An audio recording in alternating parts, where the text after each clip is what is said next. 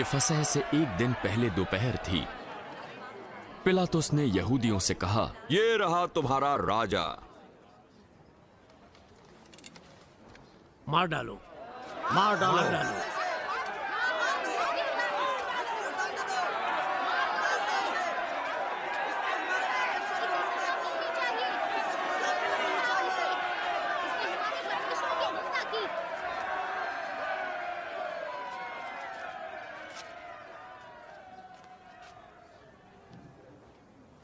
क्या मैं तुम्हारे राजा को क्रूस पर चढ़ाऊं? कैसर को छोड़ हमारा और कोई राजा नहीं। तब पिलातुस ने यीशु को क्रूस पर चढ़ाने उन्हें सौंप दिया।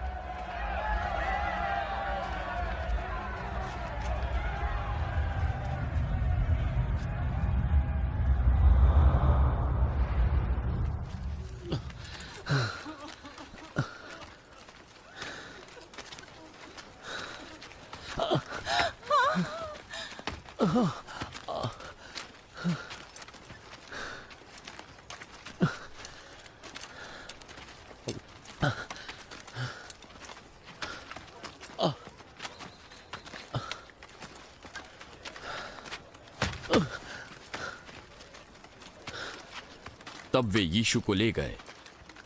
वो अपना क्रूस उठाकर बाहर निकला और खोपड़ी का स्थान कहलाने वाले स्थान पर आया, जो इब्रानी में गुलगुता है।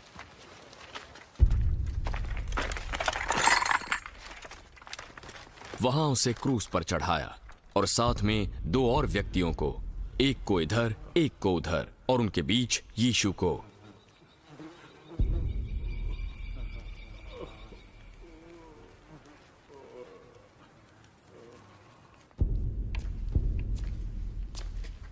पिलातुस ने एक दोष पत्र लिखकर क्रूस पर लगा दिया।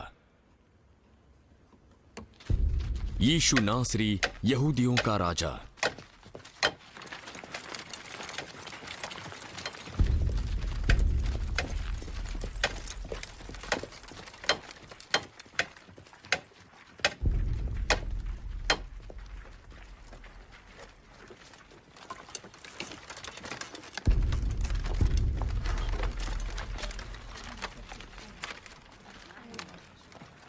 कई लोगों ने उसे पढ़ा, क्योंकि वो स्थान जहां यीशु क्रूस पर चढ़ाया गया था नगर के पास था,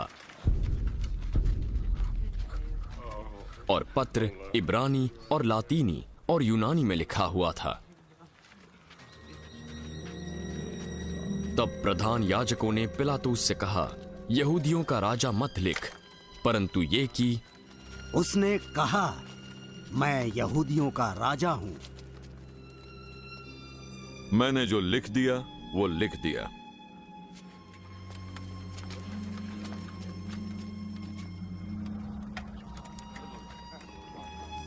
जब सैनिक यीशु को क्रूस पर चढ़ा चुके तो उसके कपड़े लेकर 4 भाग किए, हर सैनिक के लिए 1 भाग,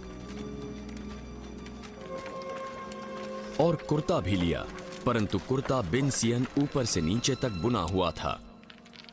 इसीलिए सिपाहियों ने आपस में कहा, हम इसको न फाड़ें, परंतु इस पर चिट्ठी डालें कि ये किसका होगा। ये इसलिए हुआ कि पवित्र शास्त्र में जो कहा गया है वो पूरा हो। उन्होंने मेरे कपड़े आपस में बांट लिए और मेरे वस्त्र पर चिट्ठी डाली। तो सैनिकों ने ऐसा ही किया। यीशु के क्रूस के पास उसकी माता और उसकी माता की बहन क्लोपास की पत्नी मरियम और मरियम मगदलीनी खड़ी थीं। यीशु ने अपनी माता और अपने प्रिय चेले को वहां खड़ा देखा। ये तेरा पुत्र है।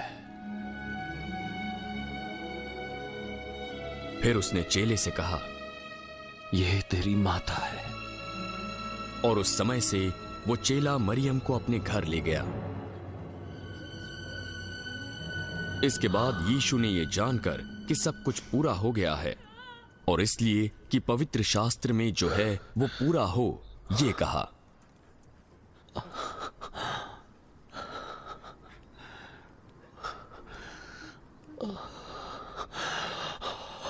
मैं प्यासा हूं। वहां सिरके से भरा हुआ एक बर्तन सा था। उन्होंने सिरके से भिगोए हुए स्पंज को जूफे पर रखकर उसके मुंह से लगाया।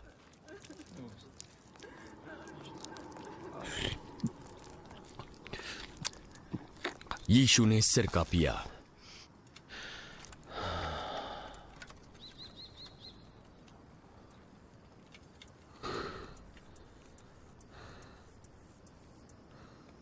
पूरा हुआ। और अपना सिर झुकाकर प्राण त्याग दिए।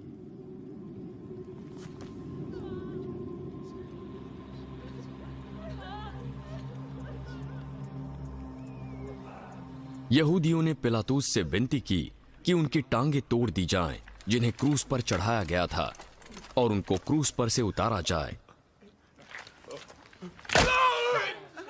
उन्होंने ये विनती इसलिए की क्योंकि वे नहीं चाहते थे कि सब्त के दिन यानी शुक्रवार के उस दिन उन्हें क्रूस पर लटकाए रखें, क्योंकि सब्त का वो दिन बड़ा दिन था। तो सैनिकों ने आकर उन व्यक्तियों में से पहले की टांगें तोड़ी, तब दूसरे की भी, जो उसके साथ क्रूसों पर चढ़ाए गए थे। परंतु जब यीशु के पास आकर देखा कि वो पहले से मर चुका है, तो उसकी टांगें न तोड़ी। परंतु सैनिकों में से एक ने बर्छे से उसका पंजर भेदा।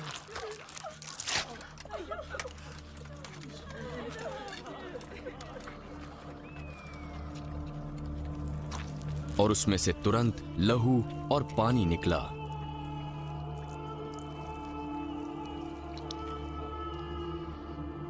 जिसने ये देखा उसने गवाही दी है, ताकि तुम भी विश्वास करो। उसकी गवाही सच्ची है और वो जानता है कि वो सच कहता है।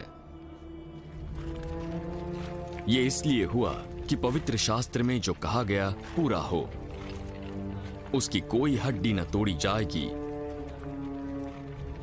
फिर एक और स्थान पर लिखा है, जिसे उन्होंने भेदा है उस पर वे दृष्टि करेंगे